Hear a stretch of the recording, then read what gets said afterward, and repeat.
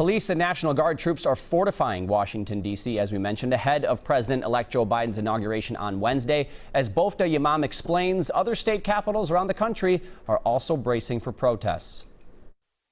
Just over 2 days from the presidential inauguration, the nation's capital is on lockdown, encircled by high fences, barbed wire, and heavily armed troops. The New Yorker magazine published chilling, high-resolution video of the insurrection at the U.S. Capitol by supporters of President Trump over a week ago. Scott Pelley of CBS's 60 Minutes asked D.C. Mayor Muriel Bowser about the decision to give combat weapons to National Guard members providing inauguration security. Are you glad about that, or are you worried about it? It's a place in our history that I'm sad that we've come to.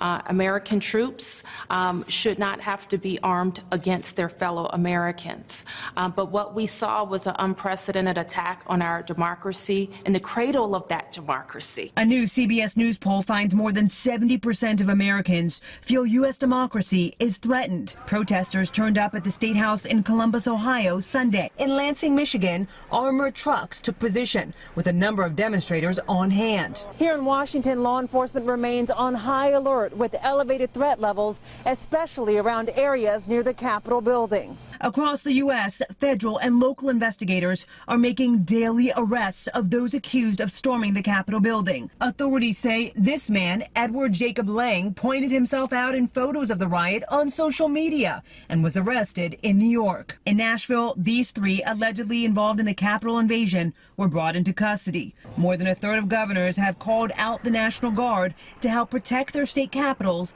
and aid local law enforcement officers. Bofta Yimam, CBS News, Washington. Times for Wednesday's inauguration have not yet been shared publicly, but you can count on WCCO and CBS News to bring you the events on TV and online.